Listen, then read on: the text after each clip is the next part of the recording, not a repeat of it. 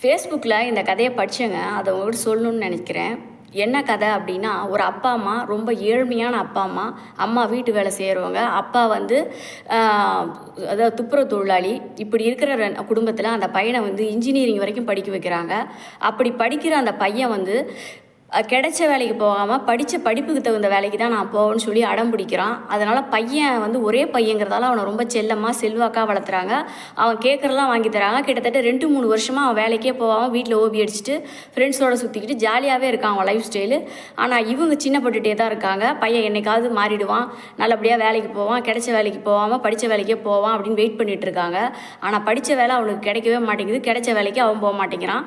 அப்பா வந்து ஒரு நாள் வெளியே கிளம்பியிருந்தப்ப அம்மாவை கூப்பிட்டு என்ன சொல்கிறான், இந்த மாதிரி என் ஃப்ரெண்ட்ஸ் கூட நான் கோவா கிளம்புறேம்மா, எனக்கு ஒரு 3000 ரூபா பணம் வேணும் அப்படி சொல்லிட்டு போயிடுறான். போனதுக்கப்புறம் அப்பா என்ன செய்கிறாரு, ஒரு வேலைக்கு என்ன வேலைக்கு போகிறாருன்னா, ஒரு சாக்கடை அடப்பை வந்து எடுக்கிறதுக்கு அப்பா வேலைக்கு போகிறாரு. அந்த வேலையை செஞ்சுக்கிட்டு இருக்காங்க. ஒரு டீ கடையில் அவன் ஃப்ரெண்ட்ஸோட போய் நின்றுட்டுருக்கான்.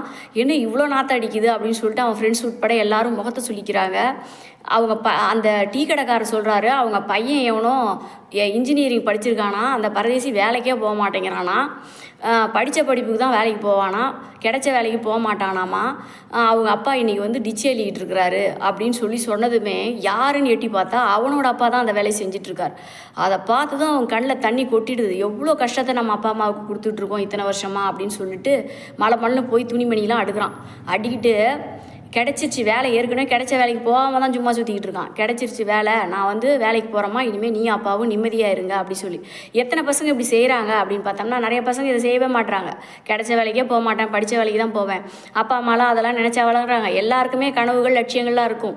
குடும்ப கடமைகளை முடிச்சுட்டு நீ உன் லட்சியங்களை நிறைவேற்று. ஆனால் லட்சியத்தை நோக்கி போகிறதுக்காக உன்னுடைய குடும்பத்தை எல்லாத்தையும் கைவிட்டுறாதீங்க. குடும்பம் நீ லட்சியத்தில் ஜெயிக்கும் போது ஜெயிக்கிறதுக்கு பின்னாடி குடும்பம் இருக்கணும்ல. நான் ஜெயிச்சிட்டேன்னு சொல்கிறதுக்கு யாருமே இல்லைன்னா நீ ஜெயிச்சா என்ன, தோத்தா என்ன?